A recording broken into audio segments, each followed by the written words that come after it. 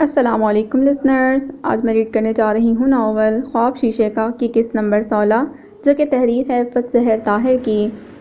میری آپ سب سے ریکویسٹ ہے کہ اگر آپ نے ابھی تک چینل کو سبسکرائب نہیں کیا تو پلیز اسے سبسکرائب کر دیجئے اور ساتھ بیل آئیکن کو بھی ضرور پریس کریں تاکہ ہر نئے آنے والے ناول کی اپڈیٹ آپ کو ملتی رہے۔ چلیے شروع کرتے ہیں۔ پارکنگ میں جا کر جیب میں ہاتھ ڈالا تو گاڑی کی چابی ندارت۔ موہد نے سر پر ہاتھ مارا۔ واچ مین مستعدی سے بھاگتا اس کے پاس آیا۔ کیا ہوا صاحب؟ گاڑی کی چابی آفس میں ہی رہ گئی یار۔ موہد اپنی جلد بازی کو کوس کر رہ گیا، مگر اب دوبارہ اوپر جانا ناگزیر تھا۔ واچ مین سے تو یہ کام کروا نہیں سکتا تھا کہ اسے آفس کی چابی تھما دیتا۔ وہ خود کو ملامت کرتا لفٹ کی طرف بڑھا اور طبیعت کی سستی کی وجہ سے گھر جانے کی جتنی جلدی کر رہا تھا اسی قدر دیر ہو رہی تھی۔ اپنے آفس کے دروازے تک پہنچ کر اس نے ہاتھ میں پکڑی چابی کی ہول میں ڈالی تو گھمانے پر ہی اندازہ ہو گیا کہ دروازہ ان لاک تھا۔ اس کے اعصاب چوکنا ہو گئے۔ اسے اچھی طرح یاد تھا کہ دروازہ لاک کر کے اس نے حسب عادت نوب کو گھما کر لاک چیک کیا تھا۔ وہ آہستہ سے دروازہ کھول کر اندر داخل ہوا۔ اندر موجود شخص کے وہم و گمان میں بھی نہ تھا کہ موہد افندی دوبارہ واپس آ سکتا ہے۔ دروازے کے ہلکے سے کھٹکے پر وہ چونک کر پلٹا تو لائٹ آن کرتے ہی اس کو دیکھ کر موہد کی آنکھوں کے سامنے زمین اور آسمان گھوم گئے۔ تم؟ انتہائی مضبوط اعصاب کا مالک ہونے کے باوجود ایک پل کو موہد افندی کا دماغ جھنجھنا کر رہ گیا۔ وہ آخری شخص ہوتا جس کے بارے میں موہد کو خیال آ سکتا تھا کہ وہ ایسے رنگے ہاتھوں اس کے آفس میں پکڑا جائے گا۔ وہ ہاتھوں میں تھامی فائل چھوڑتا سیدھا کھڑا ہو گیا۔ اپنا حق لینے آیا ہوں موہد افندی، چوری کرنے نہیں، وہ بہت پر اعتماد انداز میں بولا تو موہد نے لمحہ بھر کو لب بھینچے، پھر تلخی سے بولا، حق چوروں کی طرح نقب لگا کر حاصل نہیں کیے جاتے۔ اگر تم اتنے ہی مظلوم ہو تو تم نے آغا جان کے سامنے آ کر اپنا منہ کیوں نہیں کھولا؟ انہیں عادت نہیں ہے حقداروں کو ان کا حق دینے کی موہد، تم اچھی طرح سے واقف ہو ان سے، اور اب تم بھی تو یہی کر رہے ہو۔ ان کی لا علمی میں بزنس پر ہاتھ صاف۔ وہ پہلے پہل لگنے والے جھٹکے سے سنبھل چکا تھا۔ اس قدر آرام سے موہد کو بات میں گھسیٹا کہ لمحہ بھر کو وہ شردر رہ گیا۔ آدھی بات میں ہی اڑا کر اسے ٹوک دیا۔ Shirt up you! وہ بمشکل ہونٹوں تک آئی گالی کو واپس دھکیل پایا۔ موہد کو طیش میں آتے دیکھ کر وہ شانے اچکا کر بولا، ٹھیک ہے، اگر میرے چپ ہونے سے تم سچے ثابت ہو جاتے ہو تو وائی ناٹ؟ موہد نے گہری سانس بھر کر خود کو جیسے ٹھنڈا کیا، پھر اپنی کرسی کی طرف بڑھتے ہوئے اسے سامنے بیٹھنے کا اشارہ کیا۔ تم کوئی بھی انتہائی قدم اٹھانے سے پہلے تمہاری بات سننا چاہتا ہوں، اور مجھے امید ہے کہ تم بھی جیل جانے کا کوئی خاص شوق نہیں رکھتے، تو ہر بات سچ ہونی چاہیے، بالکل سچ۔ موہد انتہائی سنجیدگی سے بولا۔ اس نے گہری سانس بھرتے خود کو کرسی پر گرا لیا۔ یہ وہ گھڑی تھی جس کے بارے میں اس نے وہم بھی نہ کیا تھا۔ وہ کافی دیر سے گھر پہنچا تو نکلنے سے پہلے سمرا کو کال کر کے کھانے پر انتظار نہ کرنے کا کہہ دیا تھا، مگر لاؤنج میں ٹی وی کے سامنے مہرماں کو براجمان پا کر ٹھٹک گیا۔ اس وقت تک آغا جان کے آرڈر کے مطابق سب اپنے کمروں میں ہوتے تھے۔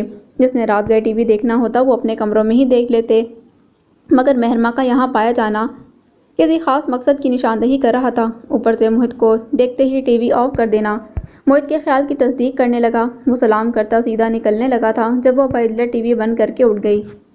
ایکسکیوز می مسٹر، جب کوئی غیر متوقع طور پر آپ کو انتظار کرتا ملے تو اسے وجہ پوچھ لینی چاہیے، وہ طنزیہ انداز میں بولی۔ موہد اس کی طرف گھوم گیا، بالوں کو کیچر میں جکڑ کر باقی کھلے بالوں کو شانے پر آگے کی طرف ڈالے دونوں بازو سینے پر لپیٹے وہ یقیناً طنز کر رہی تھی۔ ایکچولی میں نے اپنے آپ کو کبھی اتنے خوش نصیبوں میں شمار نہیں کیا کہ ایسی غیر متوقع عزت افزائی کے بارے میں سوچ سکوں۔ وہ بڑے سکون سے اس کا طنز کا جواب دے رہا تھا۔ اسے گھوم کر مہرماں سیدھے سباؤ اپنے مطلب پر آ گئی۔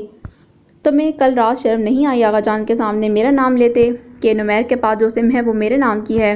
ایکسکیوز می، وہ زور دے کر بولا۔ اس بات پر شرمانا تمہارا فرض بنتا تھا یا میرا؟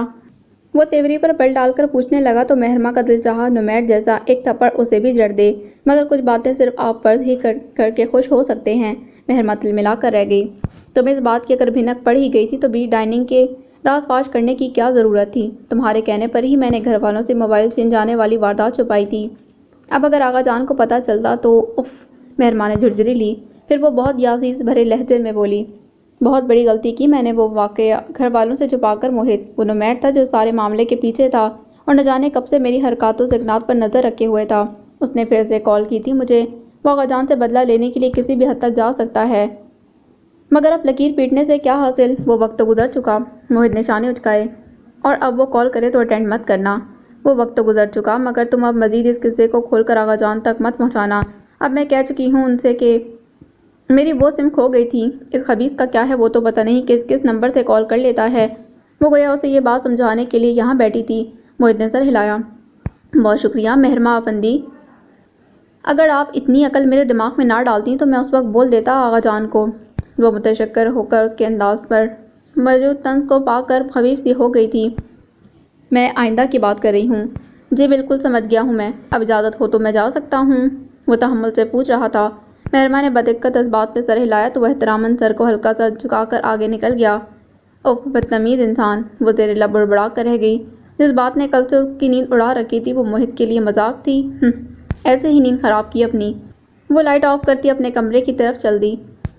اس نے گاڑی ایک بلند سی عمارت کے سامنے روکی تو ہر بار کی طرح اس کا دل ایک شدت آمیز دکھ کی کیفیت میں گھرنے لگا۔ وہ اپنا آئی ڈی کارڈ گیٹ پر کھڑے واچ مین کو دکھاتا اندر داخل ہوا تو آس پاس کا ماحول بہت خاموش اور اداس تھا۔ اس اولڈ ہاؤس میں خوشیوں کی منتظر زندگی جیسے ٹھہر سی گئی تھی۔ دو رویا لان کے درمیان میں پتھریلا فٹ پاتھ تھا جو برآمدے تک جاتا تھا۔ آفس میں جا کر وہ اولڈ ہاؤس کے اونر مسٹر بھٹی سے ملا اور اب اسے اچھی طرح سے جان گئے تھے۔ انہوں نے ایک شیٹ پر اس کے نام کے ساتھ ایک خاتون کا نام لکھا جسے وہ ملنے آیا تھا۔ مسٹر بھٹی نے بیل بجائی تو ہمیشہ کی طرح کچھ دیر کے وقفے سے ایک نرس اندر آئی۔ انہوں نے نرس کو چٹ تھما دی۔ نرس مسکراتے چلی گئی۔ وارڈ کھڑا ہوا۔ وہ جانتا تھا اب اسے ملاقات کے لیے مخصوص کمرے میں جانا تھا۔ نرس کمرے میں داخل ہوئی جہاں ایک دوسری نرس ایک خاتون کو احتیاط کے ساتھ ویل چیئر پر بٹھا رہی تھی۔ وہ ایک ادھیڑ عمر خاتون تھیں۔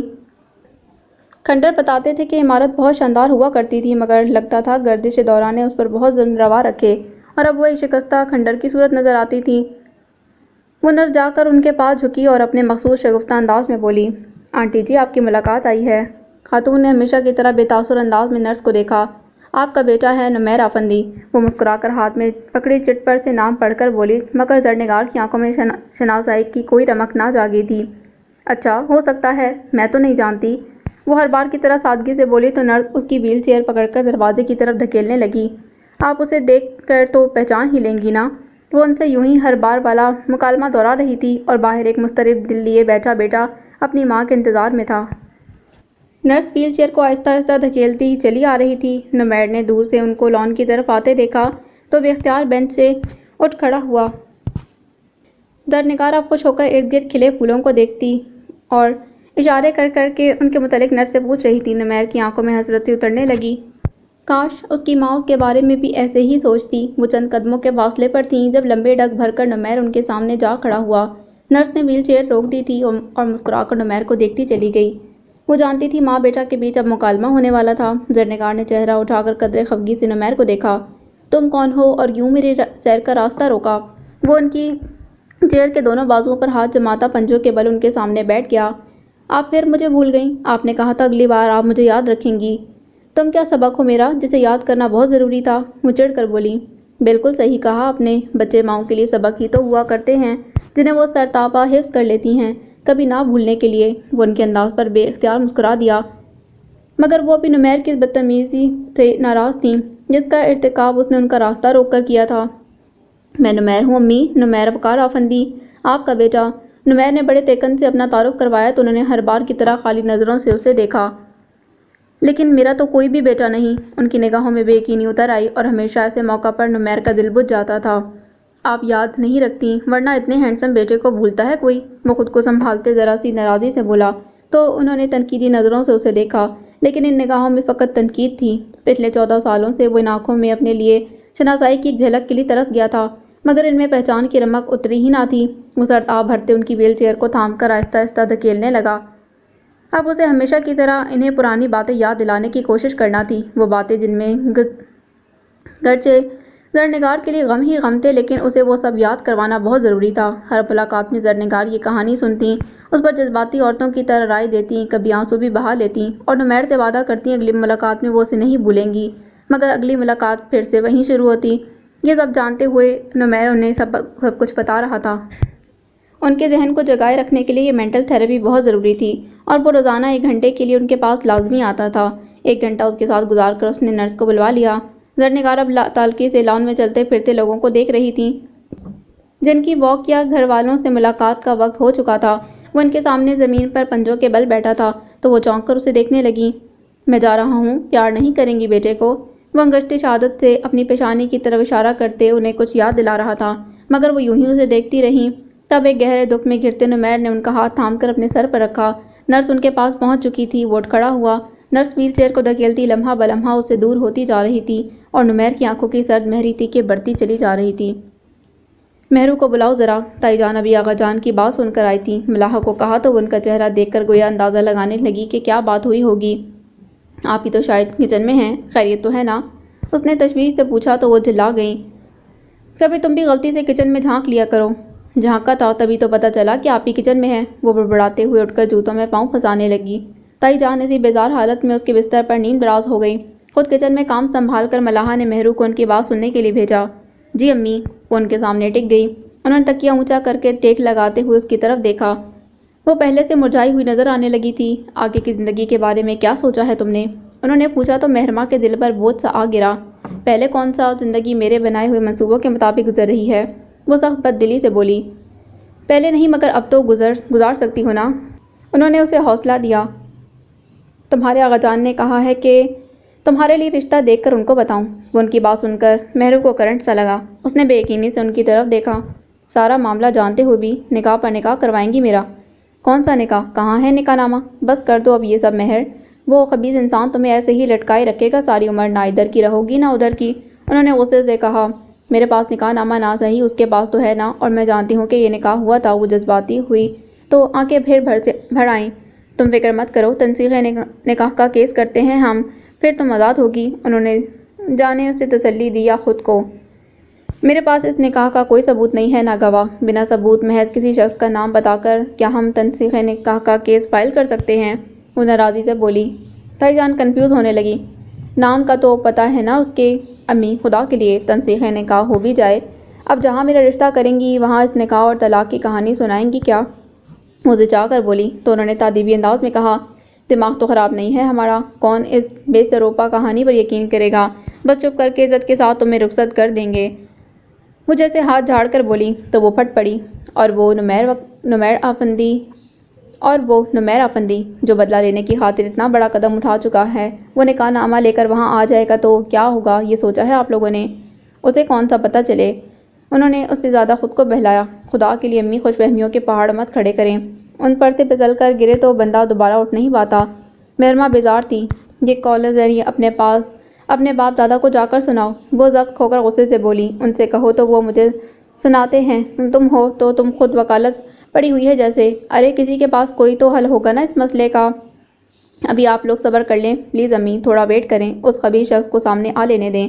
آپ کا کیا خیال ہے اس نے محض مجھ سے شادی کرنے کے لیے یہ قدم اٹھایا؟ نہیں، اس کا اصل لالچ پراپرٹی سے اپنا حصہ وصول کرنا ہے۔ تائی جان نے بے بسی سے اسے دیکھا تو اس کی آنکھیں ڈبڈبا گئیں۔ محض اولاد کے لیے آنکھیں نم کرنے والوں کے دل حقیقتاً بہت سخت ہوا کرتے ہیں۔ صدیقہ بیگم کا شمار بھی انہی لوگوں میں ہوتا تھا۔ ان کے لیے بس اپنے دکھ اور تکلیفیں ہی دکھوں میں شمار ہوتے تھے۔ مان جاؤ مہرو، آغا جان بہت رازداری سے تمہارا نکاح پڑھوا کر ملک سے باہر رخصت کر دیں گے، کسی کو کانو کان خبر نہ ہوگی۔ ملک سے باہر نہ تو اللہ کوئی اور ہے نہ ہی اللہ کی شریعت۔ اللہ کا واسطہ ہے امی کچھ عرصے کے لیے اس ٹاپک کو مت چھیڑیں۔ ان کی بات سن کر مہرماں کا دل کٹا تھا، آنکھیں بھیگ گئیں۔ اور میں نے کیا گناہ کیا ہے جو یوں چوری چھپے نکاح کر کے گمنام ہو جاؤں، ساری عمر چھپ چھپ کر کسی کو پتہ نہ چل جائے والی زندگی گزاروں، اور سب سے بڑی بات کہ یہ نکاح پر نکاح۔ مہرماں نے تکلیف سے کہتے شکوہ کناں نظروں سے انہیں دیکھا تو باوجود ضبط کے اس کی آنکھیں جھلک گئیں۔ وہ ماں تھی، ان کا دل بھی کٹ کر رہ گیا، مگر فی الحال اس معاملے کا کوئی اور حل دکھائی نہ دیتا تھا۔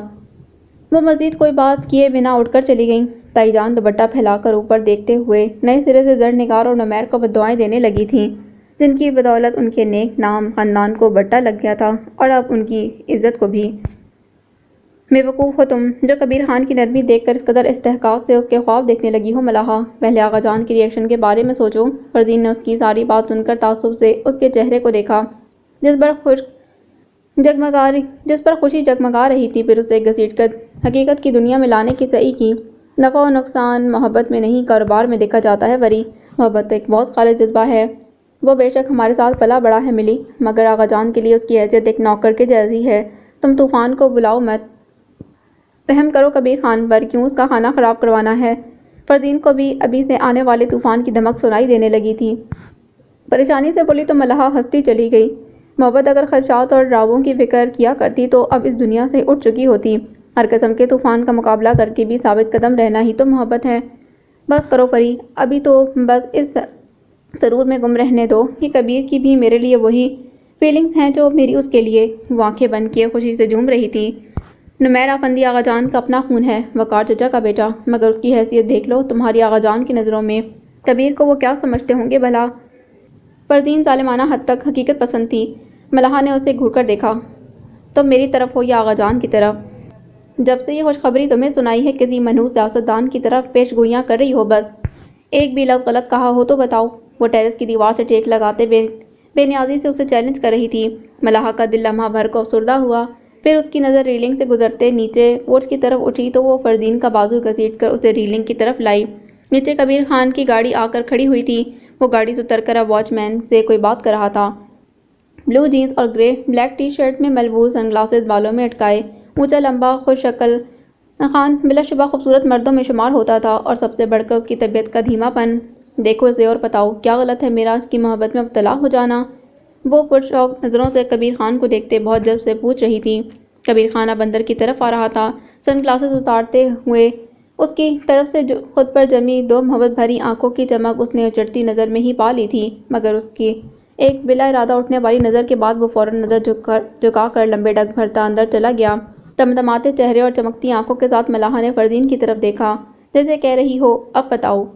وہ بہت اچھا ہے ملی، مگر کہاں لکھا ہے کہ اچھے لوگوں کو تباہ و برباد کر دیا جائے؟ فردین نے بڑے تحمل سے طنز کیا۔ تباہ کیوں؟ ملحہ نے اسے ذرا سا گھور کر پھر مسکرا کر دونوں بازو دائیں بائیں پھیلاتی آنکھیں بند کر کے گھوم سی گئی۔ محبت تو بنا دیتی ہے، سنوار دیتی ہے اور خوبصورتی بناتی ہے زندگی کو، انسانوں کو۔ جی بالفرض انسان زندہ بچے تو۔ فردین کا لقمہ کڑوے کریلے جیسا تھا۔ ملحہ نے آنکھیں کھولی اور خشمگین انداز میں اسے گھورا۔ تم تھوڑی دیر کے لیے اپنی یہ منحوس باتیں بند کر کے مجھے خوش نہیں ہونے دے سکتی؟ مفروضوں پر زندگیاں نہیں گزارا کرتے ملحہ، تائی جان کا ہی سوچ لو، وہ تو داماد کے لیے اپنے بنائے معیار سے 1 انچ بھی نیچے نہیں آئیں گی۔ فردین نے اسے آئینہ دکھانے کی کوشش کی، مگر جو خود کو کامل سمجھ بیٹھا ہو اس کا علاج کیا ہو سکتا ہے بھلا؟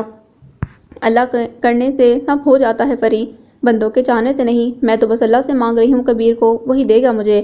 اور وہ اس قدر تیکن سے بولی کہ فردین کا مزید کچھ کہنے والا منہ بند ہو گیا، مگر اس نے ملحہ کے جگمگاتے چہرے کو دیکھ کر اس کی خوشیوں کے دائمی ہونے کی دعا ضرور کی تھی۔ رات کے کھانے کے بعد آغا جان نے مہرماں کو اپنے کمرے میں بلایا۔ میں نے آپ کو بتا تو دیا تھا اپنا جواب، پھر کیوں بلا رہے ہیں؟ وہ نروس سی ہو کر تائی جان سے ناراضی سے کہنے لگی، مجھے تو کہہ لیا، اصل کام ہے آغا جان کو سمجھانا، وہ تو بس کسی کے ساتھ بھی 2 بول پڑھوا کر تمہیں رخصت کرنے کو ہیں۔ اب جاؤ اور وہ عقلمندانہ باتیں انہیں بھی سناؤ۔ وہ طنز سے بولی۔ ماں تھیں، ان کا بھی یہی دل تھا کہ کسی نہ کسی طرح مہرماں اپنے گھر کی اس طرح ہو جائے کہ نمیر کو پتہ بھی نہ چلے۔ اگر مہرماں ذرا سے بھی اپنے رویے میں لچک دکھاتی تو اب تک یہ کام ہو چکا ہوتا۔ اب بات آغا جان تک پہنچ گئی تھی اور مہرماں کے خیالات بھی۔ وہ لرزتے دل کے ساتھ اسٹڈی میں داخل ہوئی۔ آغا جان چائے کا کپ سامنے رکھے کسی کتاب کی برگردانی میں مصروف تھے۔ اسے دیکھ کر فوراً کتاب بند کر کے سائیڈ پر رکھ دی تو مہرماں کو اندازہ ہو گیا کہ وہ لمبی بات کرنے کے موڈ میں تھے، وگرنہ اگر مختصر بات کرنی ہوتی تو وہ محض کتاب میں انگلی رکھ کر بند کر دیتے اور بات ختم کرتے ہی وہیں سے کتاب کھل جاتی۔ انہوں نے مہرماں کو سامنے کاؤچ پر بیٹھنے کا اشارہ کیا۔ وہ دھڑکتا دل لیے بیٹھ گئیں، سر جھکائے، دونوں ہاتھوں کی انگلیاں ایک دوسرے میں پیوست کیے، گناہ گار نہ ہوتے ہوئے بھی گناہ گاروں کی طرح۔ وہ کنکاریں گویا بات شروع ہوا چاہتی تھی۔ پتہ چلا ہے مجھے تمہاری ماں سے تمہارے خیالات کا، مگر کیا زندگی اس طرح گزاری جا سکتی ہے؟ زندگی اس طرح بھی نہیں گزاری جا سکتی آغا جان جس طرح امی کہہ رہی ہیں۔ کسی کو فریب دیکھ کر رشتہ جوڑ لیا تو نمیر کے سامنے آتے ہی طوفان مچ جائے گا آغا جان۔ کوئی ثبوت نہیں اس نکاح کے ہونے کا محرو۔ ان کا لہجہ دھیما تھا۔ مہرماں کی آنکھ بھر آئی۔ اس کے پاس نکاح نامہ ہے آغا جان، اور اس پر میرے سائن۔ تنسیخ نکاح ہو جائے تو پھر تمہیں کسی سے ڈرنے کی کیا ضرورت ہے؟ اس نے بدلہ لینے کے لیے اتنا غلط راستہ اختیار کیا ہے آغا جان۔ بالفرض اگر نکاح ختم بھی ہو جائے تو کیا وہ چپ بیٹھا رہے گا؟ کل کو اس گھر کی کسی دوسری بیٹی پر آنچ آئے سے بہتر ہے کہ میں ہی قربانی دے دوں۔ آغا جان زندگی تو وہی تھی جو برباد ہو گئی، اب اور کیا ہوگی؟ بہت مدھم لہجے میں گفتگو کرتے آغا جان کو غصہ آ گیا۔ کیا کرنا چاہتی ہو تم؟ میں چاہتی ہوں کہ وہ سامنے آئے، اسے اس کا حق دیا جائے، تب وہ مجھے آزاد کر دے گا آغا جان۔ مہرماں نے دل مضبوط کر کے کہہ دیا تھا۔ کیا بکواس ہے یہ؟ وہ گرج اٹھے۔ ایک طوائف کا بیٹا اب ہماری وراثت کا حصہ دار بنے گا؟ وہ وقار افندی کا بھی بیٹا ہے آغا جان، اور نسلیں بیٹوں سے چلا کرتی ہیں، ان کی بیویوں سے نہیں۔ اندر سے خوفزدہ ہوتے بھی مہرماں نے ہمت کر کے کہہ ہی دیا، الحمدللہ اللہ نے وارث دے دیا ہے ہمیں، اب اور کسی ایرے غیرے کی ضرورت نہیں۔ ان کا چہرہ تیز سے لال ہوا۔ آپ کا آپ کے کہہ دینے سے جو رشتہ موجود ہے وہ ختم نہیں ہو جائے گا آغا جان۔ اسی غلط رویے نے اسے اس راہ پر چلنے پر بکواس مت کرو۔ وہ مہرما کی بات کاٹ کر گرجے تو اس کا دل دہل گیا، زبان ایک دم تالو سے چپک گئی۔ آغا جان کے سامنے تو ضرورت کی بات کر لینا ہی کسی مارکے کے سے کم نہ تھا، کجا کہ ان کے سامنے نمیر وقار افندی کے حق کے لیے آواز اٹھانا۔ دماغ تو خراب نہیں ہو گیا تمہارا؟ اس بے اہمیت انسان کے لیے مل گئی ہو تم جس کے نام و نشان کا کچھ پتہ نہیں۔ ایسا مت کہیں آغا جان، وہ اس الزام پر تڑپ اٹھی۔ اس ساری لڑائی میں سب سے زیادہ استحصال میرا ہوا ہے، میں تو دیکھتے ہی اسے گولی مار دینے کے حق میں ہوں، تو پھر کیوں اس کی حقداری کی حمایت بن کر آ رہی ہو؟ ان کا غصہ کم ہونے میں نہ آ رہا تھا۔ تو اور کون سا طریقہ ہے اسے مجھے چھٹکارا دلوانے کا؟ ایسے وہ کبھی بھی سامنے نہیں آئے گا آغا جان، اور دنیا میں ایسا کوئی انسان نہیں جو میرے ایک نکاح کے ہوتے ہوئے مجھ پر دوسرا نکاح کر لے۔ وہ بے بسی کی حد تک زچ آ گئی تھی۔ آغا جان کے دماغ سے ان کے فرمودات نکال کر اس میں اپنا خیال ڈالنا جوئے شیر لانے کے مترادف تھا۔ تم صرف اپنا منہ بند رکھو سمجھی؟ انہوں نے درشتی سے اسے جھڑک دیا، پھر مونچھوں کو تاؤ دے کر تنبیہی انداز میں بولے، کچھ باتیں اور فیصلے بڑوں پر چھوڑ دینے میں ہی بھلائی ہوتی ہے۔ دنیا میں کیا کیا نہیں ہوتا، ایک تمہارا دھوکے سے نکاح ہو گیا تو کیا اس کی کوئی اہمیت نہیں سمجھی؟ میں نے دوسرے مسلک کے ایک عالم سے پتہ کروایا ہے، زبردستی کے نکاح کی کوئی حیثیت نہیں ہوتی۔ وہ اپنے بچوں کی طرح بہلا رہے تھے اسے۔ مہرما کو صدمے نے آ گھیرا۔ اپنی من مرضی کا فیصلہ لینے کے لیے آپ نے دوسرے مسلک کے عالم سے فتویٰ لے لیا، تو کیا ہوا؟ جب مذہب ہمیں گنجائش دے رہا ہے تو کیوں نہ فائدہ اٹھائیں؟ وہ اطمینان سے بولے تو زندگی میں پہلی بار مہرما کو احساس ہوا کہ اس پر رونت شخص نے اپنی زندگی میں کتنے اور غلط فیصلے کیے ہوں گے۔ اسے پہلی بار احساس ہوا کہ کچھ لوگ مذہب کو کس طرح اپنی ذات کے لیے توڑ مروڑ کر استعمال کرتے ہیں، یعنی جس مسلک سے اپنی پسند اور تمانیت کا فتویٰ ملا اسے لاگو کر کے زندگی آسان بنا لی، مگر صرف دنیاوی زندگی، اخروی زندگی پر تو ایک ہی فتویٰ لاگو ہونے والا ہے، مالک کل کائنات کا فتویٰ، جو روز روشن کی طرح عیاں کتاب میں درج ہے، مگر جس کا ہر کوئی اپنی مرضی اور آسانی کے لیے مطلب نکال رہا ہے۔ مذہب میں گنجائش نکالنے والوں پر بہت بھاری دن آئے گا بے شک، تو کوئی ہے جو سوچے سمجھے؟ آپ اس سے رابطہ کریں آغا جان، اسے ٹیبل ٹاک پر آمادہ کریں، کوئی نہ کوئی راستہ ضرور نکل آئے گا۔ وہ طوائف کا بیٹا اس قابل ہے کہ آغا ذوالفقار خان اس کو اپنے بالمقابل بیٹھنے کا شرف بخشے؟ اف اے خاک کے پتلے تیری رونت! مہرما کا دماغ چڑکنے لگا۔ طوائف کا بیٹا صحیح آغا جان، لیکن اللہ کو یہی منظور تھا کہ وہ آغا ذوالفقار خان کی نسل میں پیدا ہو۔ آج بہت عرصے کے بعد وہ آغا جان کے سامنے احتجاج کر رہی تھی، وہی پرانی مہرما، ڈانٹ کھا کر بھی اپنی بات آغا جان کے کانوں تک پہنچانے والی۔ بس! وہ ہاتھ اٹھا کر گرجے تھے۔ مہرما کی زبان لڑکھڑا گئی۔ اٹھو اور دفع ہو جاؤ یہاں سے، تم اس قابل نہیں ہو کہ تم سے کوئی عقل مندانہ مشورہ لیا جائے۔ مہرما کا دل چاہا کہ کہہ دے، آپ جیسے عقل مندانہ مشورے میں تو ساری زندگی نہیں دے سکتی، مگر پھر لب کھینچے اٹھ کھڑی ہوئی، تیزی سے باہر نکل آئی۔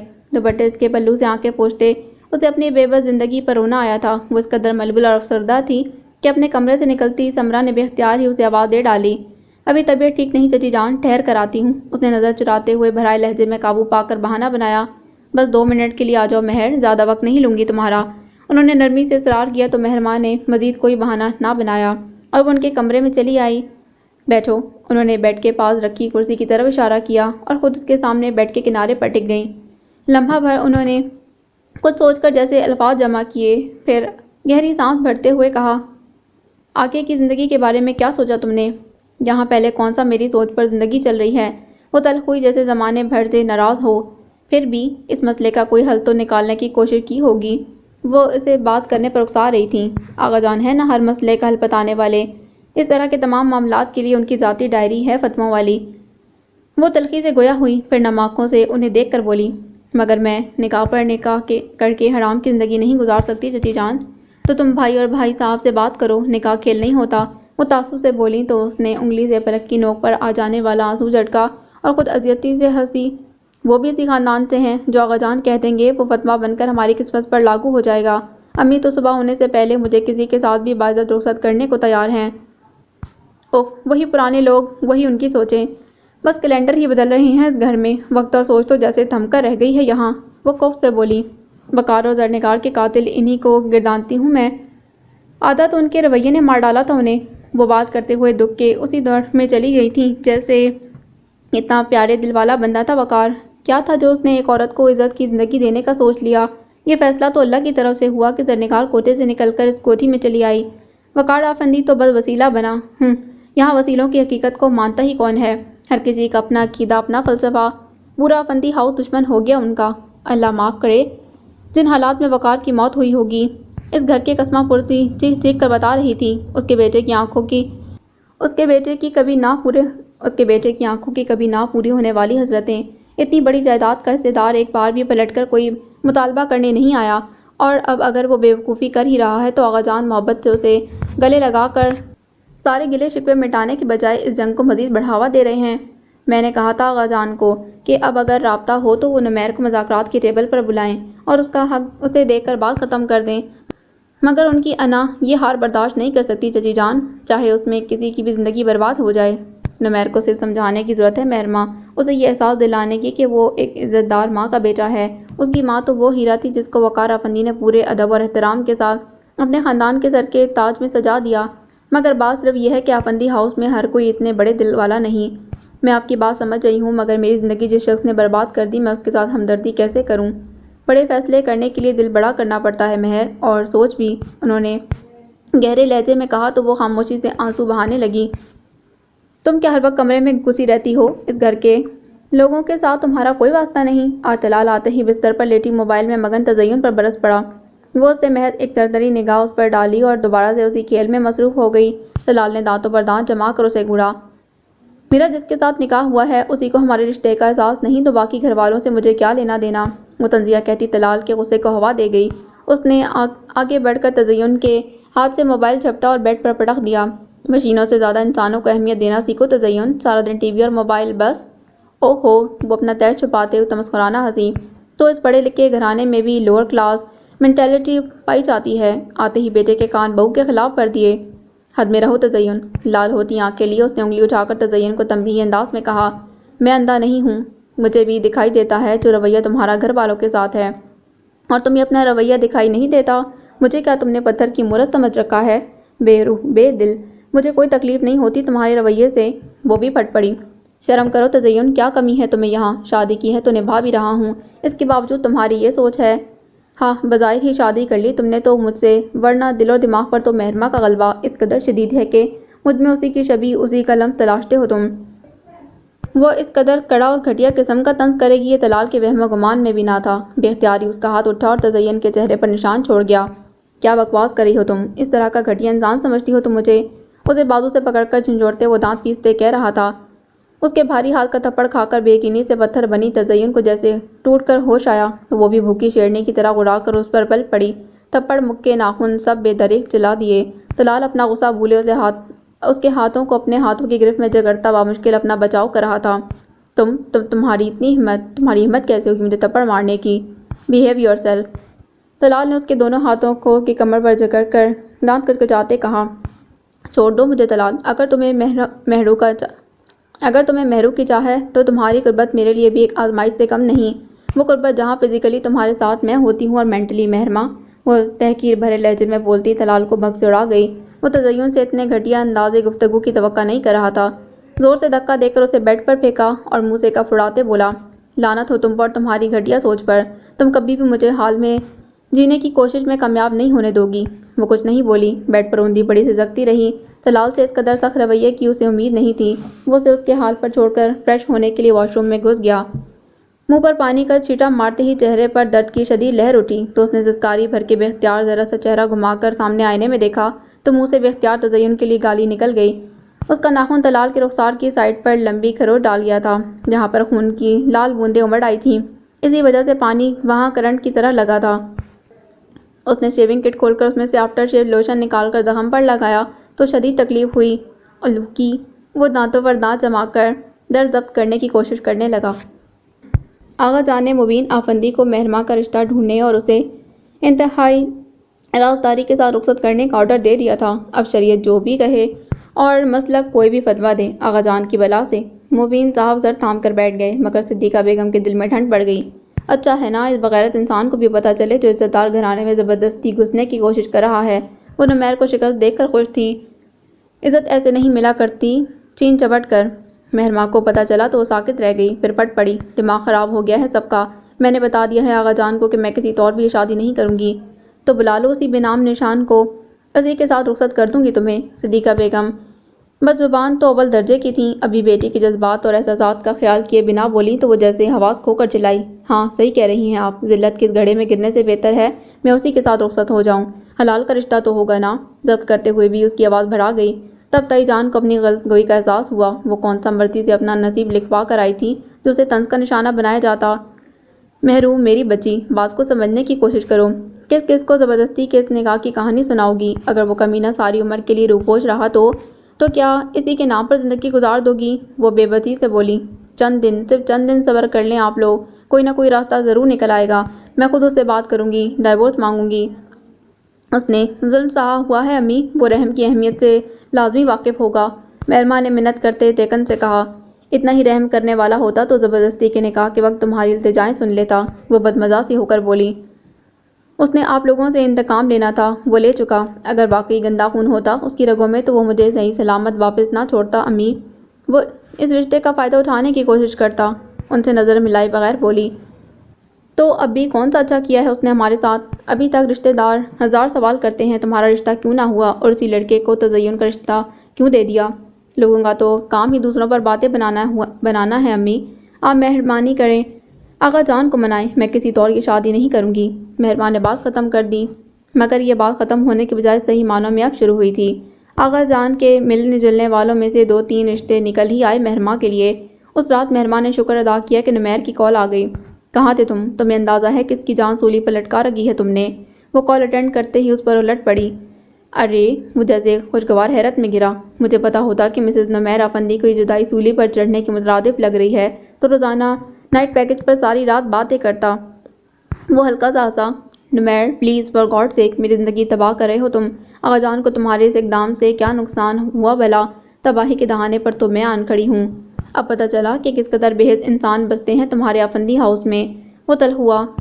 تم تو ان میں سے نہیں تھے، سمرا چچی اتنی تعریفیں کرتی ہیں تمہاری امی کی، پھر تم نے اتنی بے حسی کیوں دکھائی؟ مہرماں کا طنزیہ حملہ اس قدر اچانک تھا کہ لمحہ بھر کو دوسری طرف خاموشی چھا گئی۔ غصے میں انسان بہت سے غلط قدم اٹھا لیتا ہے۔ قدر توقف کے بعد وہ مدھم لہجے میں بولا تو مہرماں کو لگا جیسے شکار قابو آ گیا ہو۔ اپنی غلطی کو سدھار لینا انسانیت کی دلیل ہے نمیر، تم کفارہ ادا کر سکتے ہو اس غلطی کا۔ وہ جال بچھاتے ہوئے بڑی ہوشیاری سے اسے راہ پر لاتے بولی۔ ہاں تو بتاؤ کب لاؤں بارات؟ جواباً اس نے اس قدر برجستگی سے پوچھا کہ مہرماں بھگ سے اڑی۔ اس سے اچھا کفارہ اور کیا ادا ہوگا؟ وہ اپنی عقل مندی پر گویا سر دھن رہا تھا۔ دماغ تو ٹھیک ہے تمہارا؟ وہ گڑائی۔ ہاں ہاں ہاں، مہرماں افندی، مصنوعیت کا لبادہ اوڑھ کر مجھے ٹریپ کرنے کی کوشش مت کرو، بے وقوف نہیں ہوں میں، تمہارے لب و لہجے کے اتار چڑھاؤ جان لیتا ہوں۔ یہ کس ٹون میں بات کر رہی ہو؟ اس کے بے وقوف پن پر ہنس اٹھا رہا تھا۔ مجھ سے اچھا سلوک کیا ہوتا تو میں تمہیں سب کے سامنے سپورٹ کرتی نمیر، تم انتہا پر اترنے سے پہلے ایک بار مجھ سے بات کرتے، میں تمہارے حق کے لیے آواز اٹھاتی۔ مجھے پتا ہے کہ تم اندر سے ایک اچھے انسان ہو، آقا جان کو تمہارا حق ادا کرنا چاہیے۔ چلو اس گھر میں مجھے بھی سپورٹ کرنے والا کوئی تو ہوا۔ وہ خوش دلی سے کہہ کر ذرا دیر کو رکا، پھر مدھم لہجے میں اضافہ کیا، مگر ایک بات یاد رکھنا مہرماں، میرے اس حق میں تم اب بھی شامل ہو۔ Shut up you stupid. وہ جو غور سے اس کو سن رہی تھی اس کی بات کا مطلب سمجھ کر بے اختیار غرا اٹھی۔ وہ ہنستا چلا گیا۔ بس یہ ہے تمہاری حقیقت۔ وہ سنجیدہ ہوا تھا۔ مجھے نفرت ہے دوغلے پن سے مہرماں، تم کیا سمجھتی ہو میں اپنے لیے تمہارے دل میں بھرے زہر سے واقف نہیں ہوں؟ مجھے دھوکہ دینے کی کوشش مت کرو، اور نہ ہی میں ان شوگر کوٹڈ لفظوں سے متاثر ہونے والا ہوں۔ تو پھر تم جہنم میں جاؤ، غصے سے بے قابو ہو کر کہتے مہرماں نے کال اینڈ کر دی۔ اس سے ٹینشن کے مارے سر میں درد ہو گیا تھا، وہ سر تھام کر بیٹھ گئی تھی۔ آج پروین کا پیپر نہیں تھا، ملاحہ کو اکیلے ہی کالج آنا پڑا، اور اب وہ پیپر دینے کے بعد فارغ ہو کر گاڑی کا انتظار کر رہی تھی۔ خدا خدا کر کے گاڑی کی جھلک دکھائی دی تو وہ بڑے موڈ کے ساتھ گاڑی کی طرف بڑھی، مگر گاڑی کے اندر بیٹھتے ہی اے سی کی خنکی نے اس طرح اس کے غصے کو ٹھنڈا کیا کہ وہ کہے بنا کبیر کی طرف ناراضی سے دیکھ کر چہرہ کھڑکی کی طرف موڑ کر بیٹھ گئی۔ معذرت، آقا جان کے کام سے گیا ہوا تھا، وہاں سے سمجھیں گاڑی اڑاتے ہوئے آیا ہوں۔ کبیر نے بآواز بلند وضاحت اور معذرت پیش کی تو لا ملاحہ اسے نگاہ اٹھا کر دیکھنا پڑا۔ بیک مرر سے کبیر کی مسکراتی آنکھوں کے شربتی کانچ میں بہت لو دیتا سا جذبہ تھا۔ ملاحہ کا دل جیسے دیے کی لو پر رکھا آہستہ آہستہ پگھلنے لگا۔ اس نے بوجھل ہوتی پلکوں کو جھکا لیا۔ میں کب سے تمہارا انتظار کر رہی تھی۔ یقین کریں میرے بھی دھیان کے سبھی دھاگے آپ سے ہی جڑے ہوئے تھے، جیسے شکوہ کیا تھا وہی برجستہ جواب۔ ملاحہ کا دل بہت سبک سا ہو کر دھڑکنے لگا۔ پیپر تو بہت اچھا ہوا ہوگا آپ کا، وہ پوچھ رہا تھا۔ ملحہ کے لبوں پر ہلکی سی مسکراہٹ پھیل گئی۔ تمہیں کیسے پتہ چلا؟ آپ چہرے سے ہی بہت لائق لگتی ہیں۔ اس کی سادہ سی بات نے ملحہ کے چہرے پر ہنسی بکھیر دی۔ تمہیں کیسے پتہ چلا؟ تم تو نظر اٹھا کر دیکھتے ہی نہیں ہو خان۔ اس کا انداز چھیڑنے والا تھا۔ نظر اٹھا کر دیکھنے کی ضرورت نہیں پڑتی ملحہ بیوی، وہ گہرے انداز میں بولا۔ وہ ملحہ کے چہرے پر رنگ سے بکھیر گیا، مگر اس کی بات کا اثر زائل کرنے کے لیے ملحہ نے بات بدل دی۔ اوف، یہ بیوی کا دم چھلا تو مت لگایا کرو میرے نام کے ساتھ، اس نے ناک سکیڑ کر کہا۔ کبیر نے اچڑتی نگاہ بیک مرر پر ڈالی اور پھر ونڈ اسکرین کے پار دیکھتے مسکرا کر بولا، جہاں تک حق ہے وہیں تک بات ہو سکتی ہے، اس سے آگے تو بے ادبی ہوگی۔ اس کی بات سن کر ملحہ سوچتی نظروں سے کھڑکی کے باہر دیکھنے لگی۔ گاڑی میں پھیلی خاموشی بہت معتبر تھی، ان کہی ان سنی۔ گاڑی پورچ میں آ کر رکی تو وہ اتر کر اندر بڑھنے لگی، پھر کچھ سوچ کر واپس پلٹی اور گاڑی کی اگلی کھڑکی کے پاس ذرا سا جھکی۔ تمہیں حق ہے اس بے ادبی کا کبیر، وہ ہلکی سی مسکراہٹ کے ساتھ کہہ کر پلٹ گئی۔ کبیر کے لبوں پر کھیلنے والی مسکراہٹ میں طمانینت کے سبھی رنگ تھے۔